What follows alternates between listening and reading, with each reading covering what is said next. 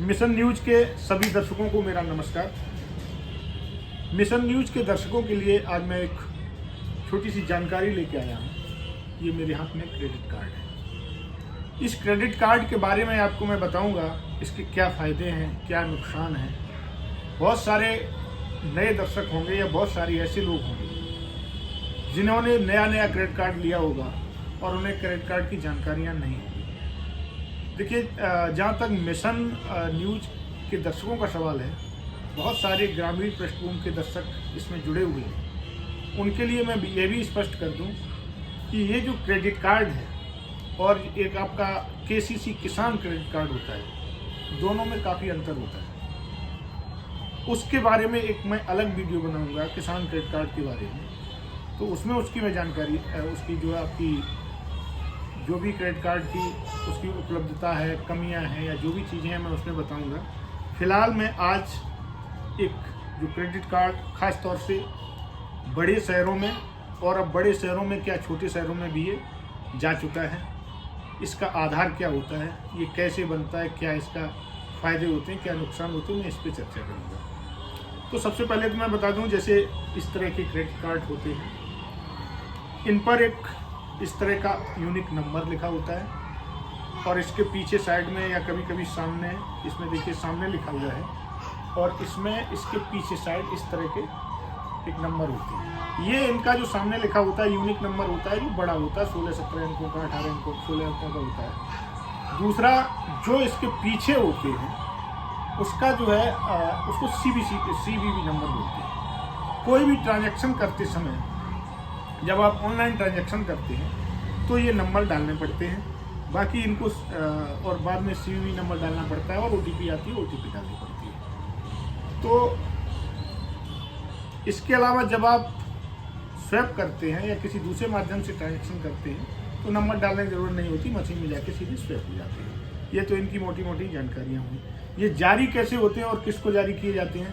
देखिए, तमाम credit card कंपनियाँ होती हैं, वो अपनी सुविधा के लिए, अपने प्रॉफिट कमाने के लिए मार्केट में जो भी कंपनी है बिजनेस कर रही है, वो क्रेडिट कार्ड जारी करती है। क्रेडिट कार्ड जारी कैसे करती है? क्रेडिट कार्ड किसी भी व्यक्ति के इनकम के अकॉर्डिंग जारी की जाती है। उसमें दो चीज़ें महत्वपूर्ण होती हैं। पहली चीज़ इनकम और दूसरी चीज़ उस व्यक्ति का सिविल स्कोर। अगर सिविल स्कोर अच्छा नहीं है तो क्रेडिट कार्ड जारी नहीं होगा। किसी एक सब्जेक्ट पर बहुत ज़्यादा नहीं बोलेंगे क्योंकि वीडियो बहुत लंबा हो जाएगा। मेरा उद्देश्य एक मोटी मोटी जानकारी उन लोगों को लिए, मिशन न्यूज़ के दर्शकों के लिए है जिन्होंने अभी जल्दी ही क्रेडिट कार्ड लिए होंगे। वो असमंजस में होंगे कि मैं इसका कैसे यूज़ करूं, इसके क्या फ़ायदे क्या नुकसान। इसलिए मैं इसको बहुत ही इसके मूल पॉइंट बताऊंगा, बहुत ज़्यादा बारीकी में नहीं जाऊंगा, मोटी मोटी बात में बताऊंगा। तो देखिए, इसमें होता क्या है, क्रेडिट कार्ड कंपनियाँ जारी करती हैं आपके सिविल स्कोर और आपकी सैलरी के अकॉर्डिंग वो जारी करती हैं। बहुत सारी कंपनियाँ पहले छोटे अमाउंट का क्रेडिट कार्ड जारी करती हैं, 30,000 का या 18,000 का, 20,000 का, 50,000 का। फिर ये जैसे जो भी उपभोक्ता की खर्च करने की क्षमता होती है या जो भी उसका सिविल स्कोर होता है, उस हिसाब से आगे चल के ये लिमिट बढ़ा देती है। इसके फ़ायदे क्या हैं? फ़ायदे के बारे में मैं आपको बता दूं। देखिए, एक तो सबसे बड़ा फ़ायदा इसका ये है कि ये आपका एक तरह से मनी बैकअप होता है। सपोज करिए कभी ऐसा समय आ जाए जब आपने अपनी पूरी सैलरी, कोई ऐसा काम हो गया हो, घर पर कोई दिक्कत हो गई हो या शादी ब्याह के कुछ खर्चे ऐसे हों या कुछ अनएक्सपेक्टेड खर्चे जो होते हैं, जो कभी कभी पता नहीं चलता है, तो अगर उसमें खर्च हो गई होगी तो ये आपको बैकअप कैसे देता है कि आपके पास रहेगा, आप उसका उस समय यूज कर सकते हैं। इसके बाद क्या होता है, ये तुरंत इसका पैसा जमा नहीं करना पड़ता है। इसकी एक डेट होती है। जैसे मान लिया मैं एक एग्जाम्पल के लिए आपको बता रहा हूँ कि जैसे किसी क्रेडिट कार्ड की जो बिल जनरेट होने की डेट होती है, मान लिया वो 3 तारीख है, 3 तारीख को उसका बिल जनरेट हो गया और 3 तारीख के बाद अब आप जो उससे खर्चा करेंगे वो नेक्स्ट 3 तारीख में जो बिल जनरेट होगा उसमें आपका वो बिल बन के आएगा। अब जैसे 3 तारीख को एक बिल जनरेट हो गया, सपोज करिए 15,000 रुपये का या सपोज करिए 1 लाख रुपये का, तो ये 3 तारीख को बिल जनरेट होगा। इसके बाद एक तारीख दी जाएगी, लगभग 20 दिन का उसमें समय होता है। 23 तारीख तक वो आपको जो भी बिल जनरेट हुआ होता है वो पैसा आपको जमा करना पड़ता है। अब इसके बाद आप 3 तारीख के बाद जो पैसा जमा खर्चा उससे करेंगे तो 3 तारीख के बाद जो पैसा आप खर्च करेंगे वो जब नेक्स्ट 3 तारीख में आपका बिल बनेगा उस बिल में आएगा। इस तरह से आपको लगभग 40 दिन का एक समय मिल जाता है, एक टाइम मिल जाता है। उस पीरियड में आप अपने क्रेडिट कार्ड के पैसे को खर्च कर सकते हैं और फिर से जमा कर सकते हैं। जब आप जमा करते हैं तो जो टाइम रहता है उस टाइम में आप उस डेट के अकॉर्डिंग उसको जमा कर देंगे। आप जमा कर देंगे, आपका कोई नुकसान नहीं होगा। इसमें एक छोटी सी बात मैं बताना चाहूँगा, तमाम क्रेडिट कार्ड कंपनियों के अलग अलग टर्म्स एंड कंडीशन होते हैं, नियम होते हैं। जैसे उसमें ये होता है कि अगर आप साल में इतना पैसा खर्च कर लोगे, पर एनम अगर आप इतना पैसा खर्च कर लोगे तो उसमें जो उनकी फ़ीस होती है 500 रुपये, किसी की 1000 रुपये। अब तो तरह तरह कंपनियाँ आ गई हैं।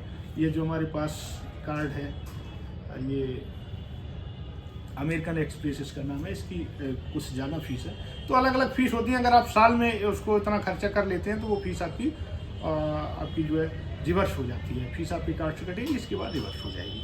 तो और इसके बाद इसके और भी फ़ायदे होते हैं। जैसे कहीं भी आप शॉपिंग करते हैं, किसी मॉल में शॉपिंग करते हैं, जहाँ भी इसको शॉपिंग के लिए अलाउ किया जाता है, कि जैसे खासतौर से बड़े मॉल्स में या कहीं मेडिकल में या कहीं भी बड़े शहरों में इसका चलन ज़्यादा है। छोटे शहरों में खासतौर से ये उन लोगों को मिले हैं जो सैलरीड हैं, गवर्नमेंट एम्प्लॉई हैं, या जो बिजनेस व्यापार करते हैं जिनका सिविल स्कोर है। वैसे गाँव में तो या छोटे कस्बों में बहुत सारे लोगों को सिविल स्कोर की या उसकी जानकारी नहीं। सिविल स्कोर के बारे में एक नया वीडियो बनाऊंगा, उसमें मैं आपको बताऊंगा सिविल स्कोर क्या होता है। तो उन लोगों के पास है, और वहाँ ये है कि वहाँ खर्च करने के इसके ऑप्शन भी कम है।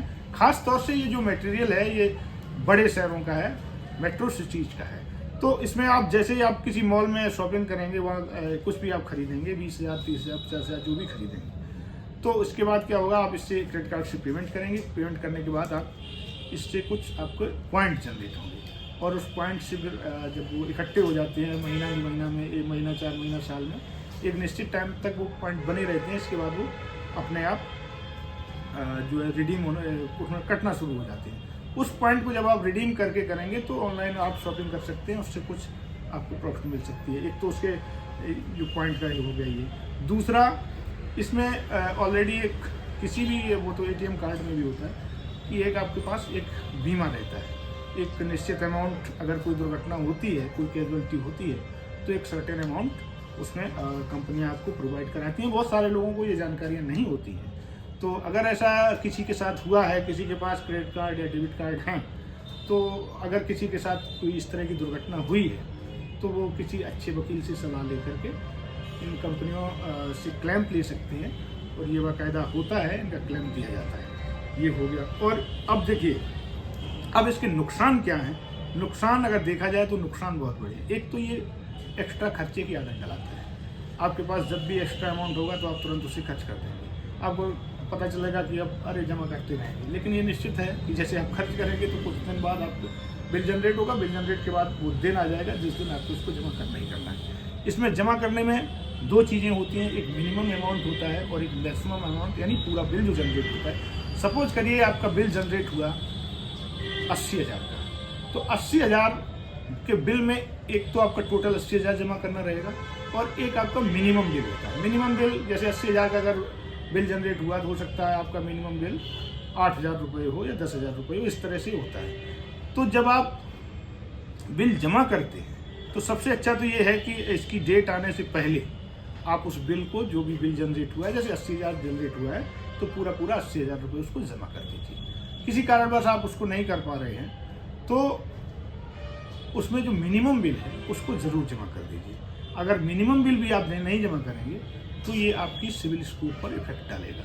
हालांकि आप जब मिनिमम बिल जमा करेंगे, मैक्सिमम बिल नहीं जमा करेंगे, तो उसका भी बहुत बड़ा नुकसान होता है। नुकसान ये होता है कि जिस डेट से आप शॉपिंग करते हैं उस डेट से एक काफ़ी भारी भरकम इंटरेस्ट लगा दिया जाता है, जो लगभग 36 से 40% पर एनम होता है, पर ईयर होता है। यानी लगभग 3%, 3.5% या 4% तक पर मंथ होता है। ये बहुत भारी पड़ता है। और इसके बाद इसमें GST भी रहती है, और जब आप मिनिमम भी जमा नहीं कर पाएंगे तो सीधा तो इसमें उसमें उसका जो है पनिशमेंट की भी चार्जेस लगते हैं, तो वो बहुत फिर पीड़ादायक हो जाता है, बहुत नुकसानदायक हो जाता है। तो कहने का मतलब ये है कि अगर आप क्रेडिट कार्ड ले रहे हैं, उसको अगर आप खर्च कर रहे हैं तो बहुत ही सावधानीपूर्वक खर्च करिए। और आपको ये ज़रूर ध्यान रखना चाहिए कि जब भी इसका बिल जनरेट होगा, मैं टाइम से इसका बिल पेड कर पाऊँगा या नहीं। साफ बात ये है कि बहुत ही इमरजेंसी में अगर आपको ज़रूरत है तो उसको आप खर्च कर लीजिए और समय आने से पहले उसको आप जमा कर दीजिए, नहीं तो आपको क्रेडिट कार्ड का बहुत बड़ा नुकसान होता है। और मैं इसकी कुछ बारीकियाँ आपको ये बता रहा हूँ कि जैसे प्रत्येक क्रेडिट कार्ड कंपनी तमाम कस्टमर केयर और अपने एम्प्लॉयज़ रखती है, और इसमें क्या होता है कि ये बारीकियां हैं, हालांकि इसको ओपन नहीं करते लोग, कि जैसे ही आपके क्रेडिट कार्ड में, वैसे एक चीज़ ये होती है कि क्रेडिट कार्ड में एक नियम बनाए गए हैं, उनके जो भी एम्प्लॉय हैं इस चीज़ को बताते हैं कि क्रेडिट कार्ड कभी भी बहुत ज़्यादा लिमिट के अकॉर्डिंग पूरी लिमिट खर्च नहीं करनी चाहिए। 30% लिमिट खर्च करनी चाहिए उसकी, या 50% करनी चाहिए, लेकिन कभी जब इमरजेंसी होती है तो आदमी उसको खर्च कर डालता है। तो जैसे आप इसकी मैक्सिमम लिमिट खर्चा करेंगे तो वहाँ से भी आपके सिविल स्कोर पर फर्क पड़ेगा। वो इसलिए पड़ेगा क्योंकि ऐसा दिखाई देगा कि आप क्रेडिट कार्ड पर ज़्यादा डिपेंड हैं, यानी तो आपकी सिविल स्कोर पर इसका इम्पैक्ट पड़ता है, काफ़ी इम्पैक्ट पड़ता है।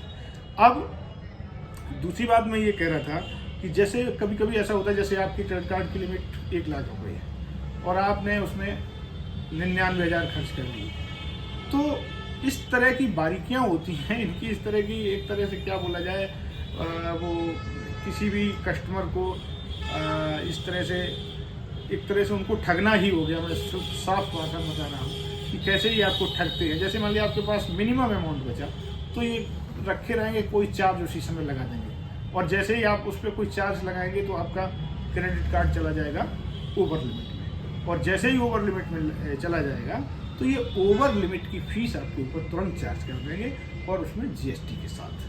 तो ये चीज़ें होती हैं, इनसे बहुत बच के रहना चाहिए।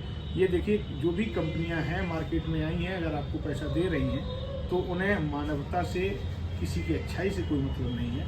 उनका मूल उद्देश्य ज़्यादा से ज़्यादा पैसा कमाना है। इनको आप बिल्कुल मोटी भाषा में इस तरह से समझिए, जैसे मार्केट में 2 तरह के, जैसे हमारे गाँव में या छोटे कस्बों में 2 तरह के लोग होते हैं जो ब्याज का, इंटरेस्ट का काम करते हैं। ये तो बहुत पुराना है और चलता है और आगे भी चलता रहेगा, क्योंकि बहुत सारे लोग रजिस्टर्ड कंपनियां बना के करते हैं, बहुत सारे लोग ऐसे ही करते हैं। तो उसमें भी 2 तरह के लोग होते हैं। एक तरह के लोग ये होते हैं कि किसी की ज़रूरत के अनुसार पैसा देते हैं, और देखते हैं कि अगर उसको परेशानी है, कोई एक्सीडेंट हो गया है, कोई उसके घर पर दुर्घटना हो गई है, तो उसमें समझौता करके कभी कभी पैसे का पैसा ले लेते हैं, यानी थोड़ी उनके अंदर मानवता होती है। दूसरी तरह के लोग जो होते हैं वो ये कहते हैं चाहे कोई मरे या जिंदा रहे, मुझे ज़्यादा से ज़्यादा प्रॉफिट कमाना है, और वो रेट ऑफ इंटरेस्ट भी उनका कोई लिमिट नहीं होती है। जबकि थोड़ी शराफत से काम करने वाले लोग रेट ऑफ इंटरेस्ट भी मिनिमम रखते हैं, बहुत ज़्यादा नहीं रखते हैं। और जो दूसरे टाइप के लोग होते हैं वो कैसे भी किसी की ज़मीन लिखा लेंगे, किसी का कुछ भी कर लेंगे, लेकिन अपना पूरा पैसा निकाल लेंगे। तो इन क्रेडिट कार्ड कंपनियों को आप उसी तरह का व्यापारी मान लीजिए जो आपका खून चूस लेते हैं। तो इसमें आपको बहुत सतर्क रहना है। ये प्रॉफिट की चीज़ जरूर है, लेकिन आप जरा से जैसे ही चूकेंगे वैसे ही ये आपकी जेब पे डाका डाल देंगे। इससे आपको बहुत सतर्क रहना। और आप जब समय से बिल जो जनरेट हुआ पेड नहीं करोगे, इसके बाद इनकी अपना लीगल प्रोसेस शुरू हो जाएगा। ये पुलिस में जाके कंप्लेंट करेंगे, तरह तरह के दबाव बनाएंगे, और जैसे आप जमा नहीं करोगे लगातार चार्जेस बढ़ते जाएंगे, लगातार अनाप शनाप उल्टा सीधा ब्याज लगाते चले जाएंगे। कहने का मतलब ये आपको एक ऐसी खाई की तरफ ले जाएंगे जहाँ से निकलना आपको बड़ा मुश्किल हो जाएगा। तो इसलिए इसका खर्चा करते समय आपको बहुत सतर्क रहना चाहिए। फ़ायदे उसके हैं वो सही है। ये एक इसका उदाहरण मैं इसी तरह से दे सकता हूँ, जैसे एक बड़ा जुआरी होता है, वो जुए में कभी हारता नहीं है, क्योंकि उसके पास सब छोटे छोटे जुआरी होते हैं, वो उनकी लिमिट जानता है, ये कहाँ तक भागेंगे। इसके बाद उनके पास इतना पैसा रहता है कि वो उसको कहीं ना कहीं से अपना प्रॉफिट कमा लेते हैं, और जो छोटे लोग होते हैं उनका कहीं ना कहीं से नुकसान होता है। तो ये इसी तरह से इसका है। जब आप इनको यूज करना चाहेंगे और आपके पास बैकअप अच्छा नहीं है तो ये आपका नुकसान करेंगे। और ये सब जानकारियाँ इसके बारे में हैं।